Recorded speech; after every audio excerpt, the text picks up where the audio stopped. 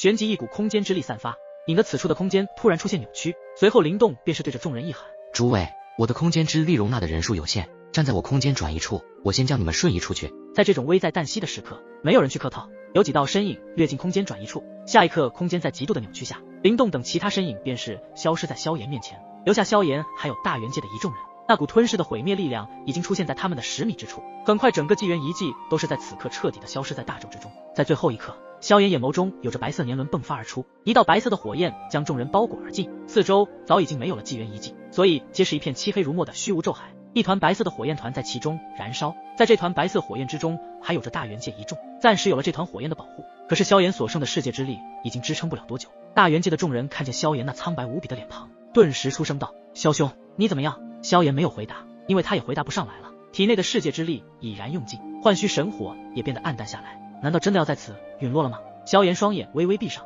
身影也是往后倒去，可以清晰的看到原本包裹他们而尽的白色火焰也开始变得暗淡，一股侵蚀他们肉体的虚无力量瞬间爬满他们的身躯，一道死亡的危机在他们的脑海中炸响。就在众人绝望之际，一道较小的手臂从萧炎的背后出现，将其搭住，一股奇异的力量开始进入萧炎的体内。随着奇异的力量进入，萧炎的微闭的双眼猛然睁开，立马看向自己身边这道较小身影，正是那位神秘少女。见到萧炎醒来，少女对着后者眨了眨大眼睛，极为的可爱。很难想象这如此可爱的少女杀起那些神使的时候，简直就是一个魔女一般。是明酒王老头叫我来把你们安全的送出去。少女话音落下，也没有迟疑，直接洁白的小手对着前方一处空间一抓，竟然使得空间都是动荡起来。这可是虚无宙海啊，能够在虚无宙海中撕开裂缝，那是何等的可怕与恐怖。萧炎等人心想，这少女究竟是什么来头？为什么就连神奇联盟这等第一等级世界的巨无霸都是不曾惧怕？难道这神秘老人和这位少女难道是隐秘的某些古老势力当中的强者？就在说话间，少女微微一抬手，直接将萧炎以及大元界的众人卷入这扭曲的空间之中。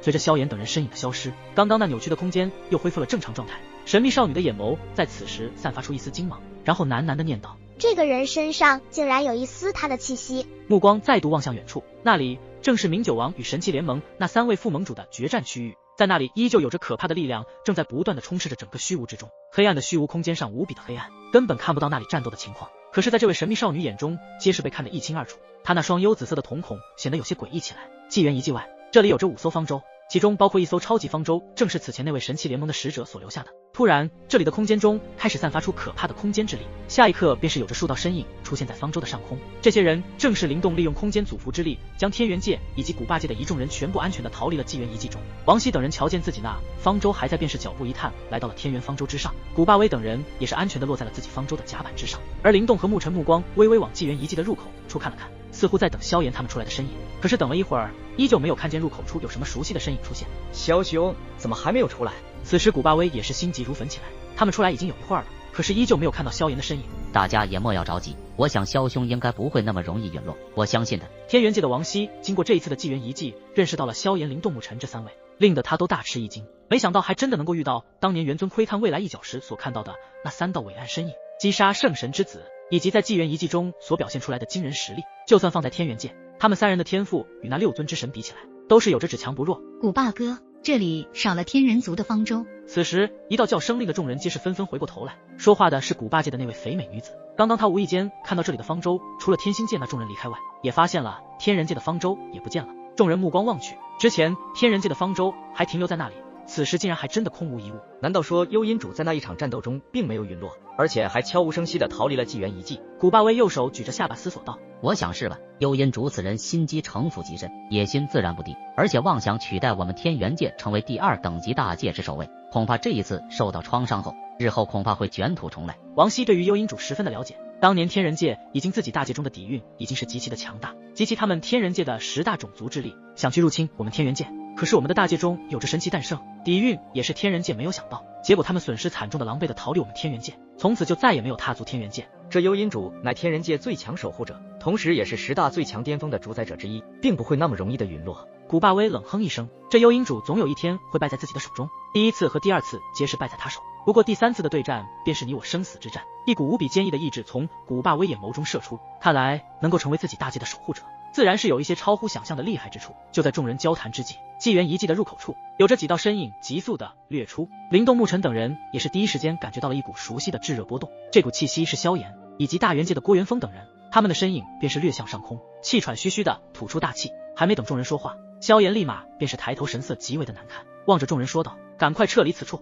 里面的那股吞噬毁灭之力马上要冲出纪元遗迹了。”闻言，众人皆是一惊，立马知晓那种严重性。要知道那股力量能够摧毁纪元遗迹这等神纪元的遗留下来的大陆，自然也会对他们有着巨大的危机感。萧炎的话音刚刚落下，一股可怕无比的热浪摧毁了纪元遗迹的入口，整个山峰都开始剧烈的颤抖起来。远远看去，那座山峰也会很快的被榨干。可怕的热浪迎着纪元遗迹的入口处喷涌而出，瞬间冲击在了停在正面的千元方舟上。这股热浪所带来的力量实在是太过可怕，竟然将特别材料制造而成的千元方舟轰出了几道裂纹。而且在这股可怕热浪不断的冲击之下，千元方舟在众人那震惊的目光中被一分为二，千元方舟竟然被这股可怕的热浪风暴瞬间碾碎开去，并且空间开始剧烈的颤动。片刻时间，那纪元遗迹的山峰也彻底的炸裂开来，一股接着一股的咒海风暴以及那股毁灭的能量不断的向外面扩散。萧兄、林兄、穆兄，你们三人快上我的方舟，我带你们离开。望着情况极其不妙的王熙冲着萧炎等人喊道，后者们也没有犹豫，催动体内的世界之力，便是掠上了天元方舟之上。郭元峰等人也不再迟疑，便是一个闪现来到了自己的方舟中，拿出10万枚的主气丹加以灌入其中。随着萧炎等3道身影成功落在甲板上，王熙身边的那几位强者在那界之中拿出了非常神圣的丹药，难道那便是比起主气丹更高级的神元气丹？直接倒入那漏斗式的洞口中。随着这1万枚的神元气丹的灌入，天元方舟开始移动。古霸兄、郭元兄，我们后会后期。萧炎、灵动、沐尘等人对着不远处的身影拱了拱手。萧兄、林兄、穆兄，还有王兄，希望我们日后早点相见。古霸威和郭元峰同样对着天元方舟上的那些人拱手示意，旋即便是启动方舟，朝着相反的方向急速的穿梭而去。天元方舟也是锁定大宙的某一处方向，在那里便是第2等级世界的天元界所在处。不过就在方舟即将穿梭的时候，纪元遗迹彻底的被吞噬殆尽，一股股无比强大的咒海风暴持续的向外散发而出，可怕的咒海风暴开始席卷着这所区域的每一处空间，风暴肆虐间直接差点将天元方舟给掀翻了过去。不过好在天元方舟的材质和稳定性比起千元方舟不止高级了一个档次。风暴之中，众人快速的撤离，但是这些风暴犹如是饿狼一般，竟然咬住天元方舟不放。越来越多的咒海风暴冲击在方舟的舟身之上，如果长时间被这种可怕的风暴不断冲击肆虐的话，就算是天元方舟也是受不住。你们控制好方舟的方向，这些风暴我来解决。王熙对着几道身影沉声道，他也感觉到了这些风暴的恐怖，如果不及时脱离这些风暴，最后方舟也会被这些风暴彻底的吞噬。王熙来到方舟的最前方，然后目光望着这些可怕的风暴，运转体内的世界之力，然后这股力量暴冲而起，最后在方舟的上方炸裂开去，一道散发出强大的防护光膜将方舟包裹而进。但是外面的那些风暴在撞击着光膜上的时候，王熙的身影也是受到了某种攻击一般，身体竟然微微颤抖起来。萧炎、灵动、沐尘等人见状，立马身影移动，出现在王熙的身旁，二话不地，炎之火呼啸而出，9组琉璃体也散发出神秘的强大力量，以及不朽之力也在方舟外围凝聚成了强大的防护之力。有了萧炎等人的加入，王熙的身躯也没有刚刚那么被动，微微一笑，不停地将体内的世界之力尽数运转。天元界的其他几位强者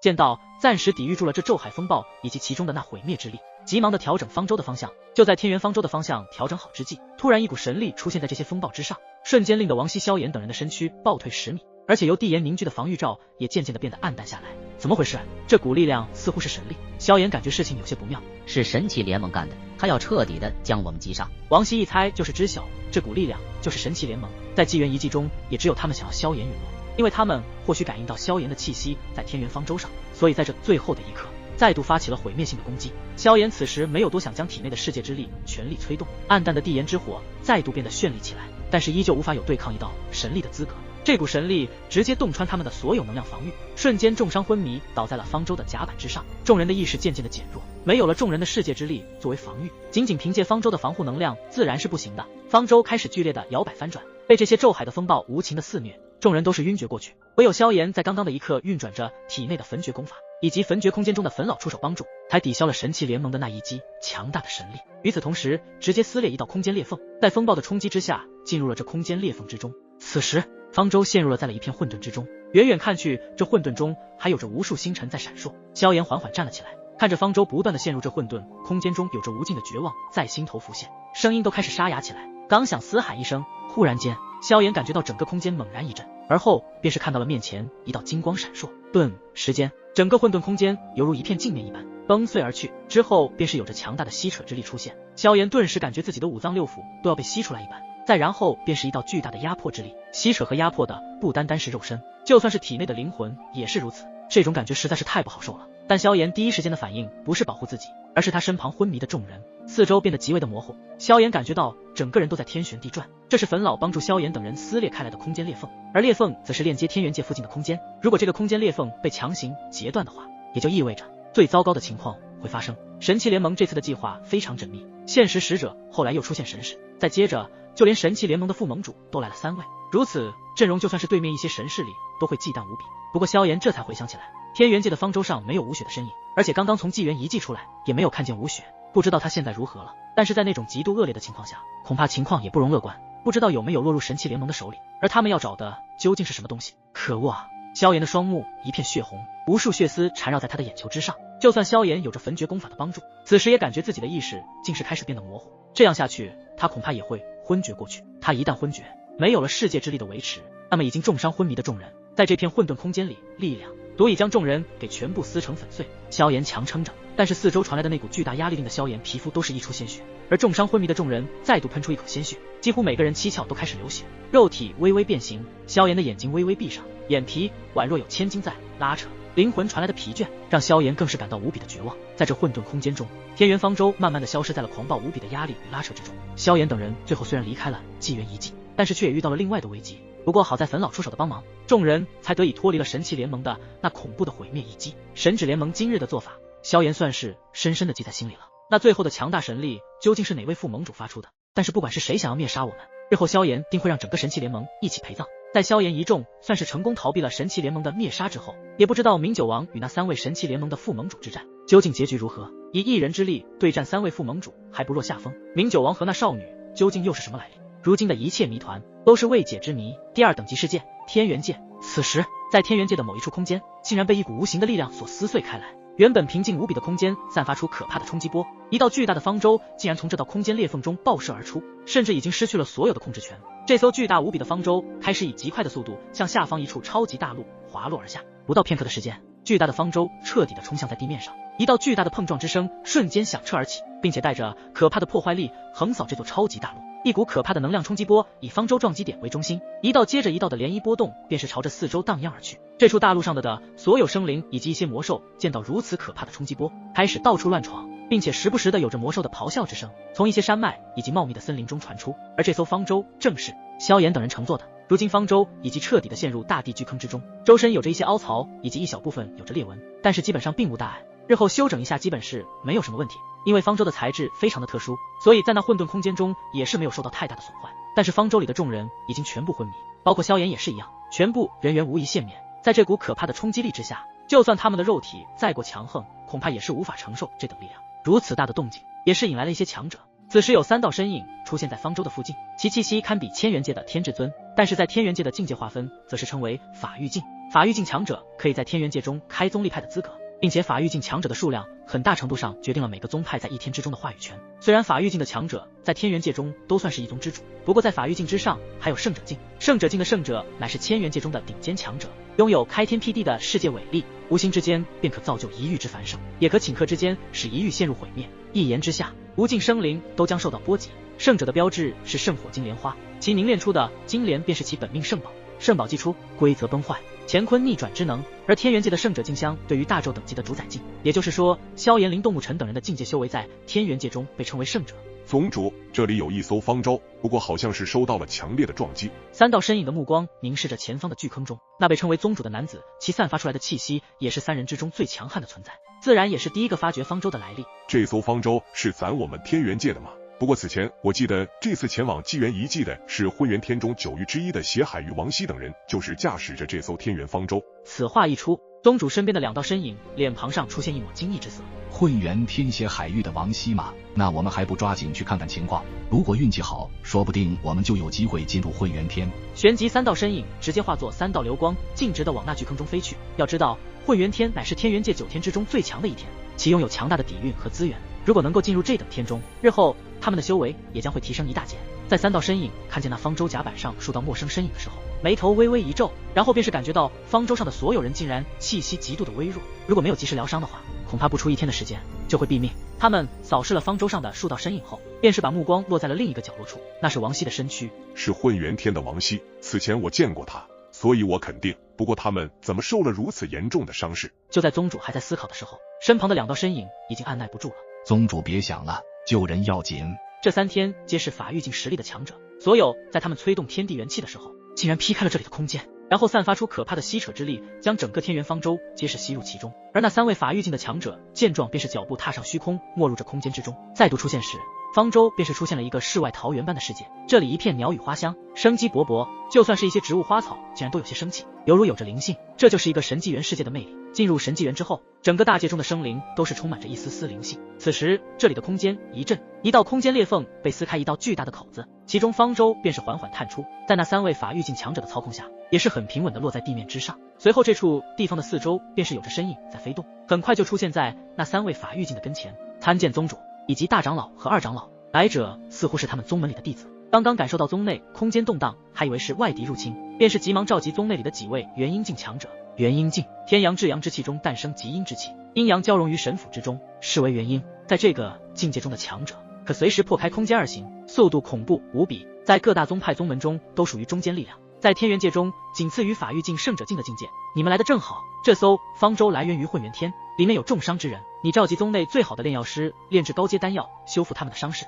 混元天这些弟子闻言，第一反应就是瞪大了眼睛，有些不敢置信。混元天那可是9天之中的最强一天，能与这样强大的存在搞好关系的话，日后他们的宗门或许可以与那些巨宗想象媲美了。他们也不敢推脱，身影直接朝着他们宗内急速掠去，准备让他们那位药圣来炼制高阶丹药。宗主，你觉得日后我们的宗门能否成为巨宗？一位年迈的老者缓缓说道。这位老者乃是宗内的大长老。未来的事情还真的说不准啊，或许吧。这位宗主那双炙热的眼眸望向远方的天际上，轻轻叹了一口气说道：3个月后，一处山峰之巅，这里依旧是3个月前救下萧炎、王熙等一众人的宗门。这个宗门落座于5行天的一处极为偏僻的地方，这里人烟稀少，但是天地元气则是浓郁无比。元气乃是天元界修炼者的主要修炼资源，只有吸收炼化这些元气，才能使得自己的修为境界大幅的提升，突破更高的境界，成为一方强者，建立宗门。而救下萧炎、王熙等人的这宗门名字叫木宗，他们所修炼的属性元气也是木属性的元气，因为5行天之内的修炼者几乎都是修炼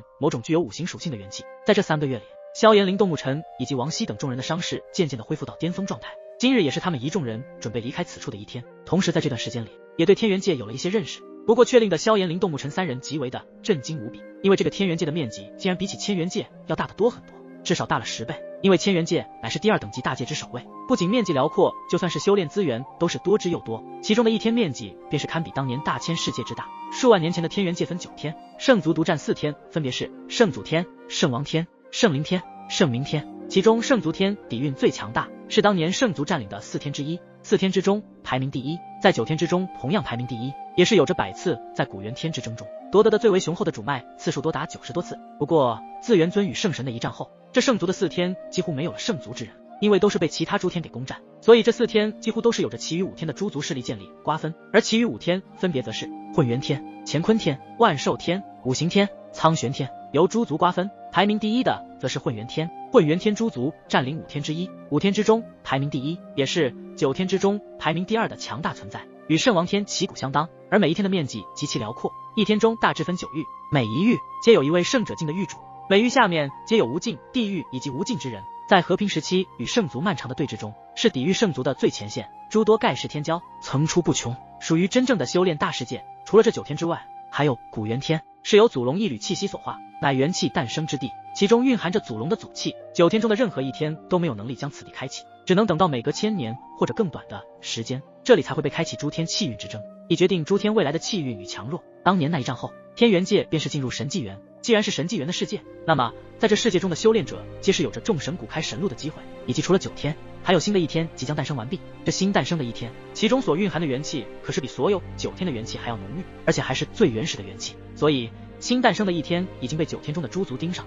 一旦这新天诞生完成，便是会进入其中，获得更好的修炼资源。虽然元尊击败了圣族，但是天元界中依旧存在着诸族之争，弱肉强食的世界不会变，世界的残酷依旧正在进行。令萧炎、灵动木尘3人更加吃惊的是，圣族竟然独占9天中的4天，这域外邪族的前身还真是强的可怕，而且他们那位圣族圣神乃是一位纳入神列中的第2序列神，当年元尊比圣神先行一步迈入那传说中的第1序列神，才击败了圣神。第1序列神的力量可以媲美祖龙的存在，也是圣族筹划多年都想要得到的第1神力量。如果当年是圣神早些踏入这境界的话，那么如今的天元界早已在圣族那统治之下变得生灵涂炭。多谢穆宗宗主这段时间对我们的照顾，日后有什么需要的可以随时来混元天来找我。王熙说着便拿出一道黑色令牌，这令牌的作用便是拿着这东西就相当于是通行证，可以有了资格进入9天的最强1天。这位穆宗的宗主接过黑色的令牌，两眼发光，身势有些激动，拱手开口道：多谢王熙大人了。这穆宗在5行天中都算是属于强大的宗门，可是比起其他天里的那些巨宗，还是有些不少的差距的。所以如果穆宗以后有着王熙这等圣者境巅峰的强者的帮助，那么就有机会挤入与那些巨宗媲美。萧兄、黎兄、穆兄，我们走吧。感谢完穆宗宗主之后，王熙便是转头看向几人微笑道。萧炎等人也是微微点头笑了笑，对着穆宗宗主拱手表示感谢。这穆宗宗主的实力应该在天至尊层次，所以如果将穆宗放在千元界的话，那都是属于超级势力。然后萧炎、王熙一众人化作一道道流光往混元天的方向急速飞去。这一次的纪元遗迹之行，王熙等人虽然没有获得强大的传承和一些至宝，不过能够结交萧炎、灵动、沐尘3人，如果站在未来的角度看，那么王熙的眼界与眼光真的非常的独特。或许真的在不久的将来，炎帝萧炎、五祖灵动、穆尊、沐尘3人的大名将会响彻第2等级世界之中，令人震撼无比。本想着王熙想利用强大的圣者境的强大力量，撕开空间便可急速抵达混元天，但是由于萧炎等人说出来这第2等级之守卫的天元界，想要阅览一下这个大世界的风景，顺便多了解了解天元界的其他信息。天元界的大致情况，如今依旧是有着9天，只不过其中的那圣4天已经彻底的改变，成为了诸天中的那些强大的诸族分瓜，也在其中建立的强大的种族势力。而9天之外的古元天目前依旧与数万年前保持不变，因为没有强者能够破开进入古元天的结界，所以只能等到诸天气运之争的开启，方才能够进入。新天的诞生乃是目前天元界中最引得诸天中的那些宗派宗族所重视，因为就算是他们也没有见识过刚刚诞生时的新天究竟会是什么样的存在，让人非常的期待。